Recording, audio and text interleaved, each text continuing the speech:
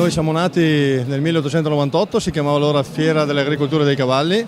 Siamo alla 113esima edizione, però perché dal 2004 è diventata biennale.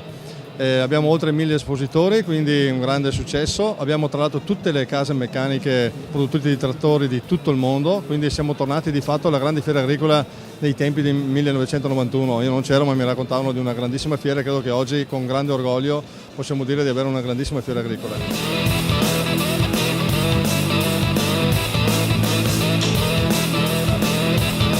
2017 non sarà certo ricordato per un anno facile per il mondo agricolo del Veneto, ma in particolare di tutta la nazione. Resta una soddisfazione per quanto riguarda invece gli addetti, quindi il numero di occupati nel settore agricolo, il numero delle imprese, 64.000 imprese che danno da lavorare comunque a centinaia di migliaia di persone, oltre all'indotto, e un'altra soddisfazione è che tra questi occupati più di 10.500 sono donne e più di 1.500 imprese gestite da giovani nuovi che sono arrivati a sostituire nel cambio generazionale i genitori, e grazie anche agli investimenti del piano sviluppo rurale, cui abbiamo messo a disposizione 40.000 euro per un giovane che voleva partire o sostituire il papà in agricoltura.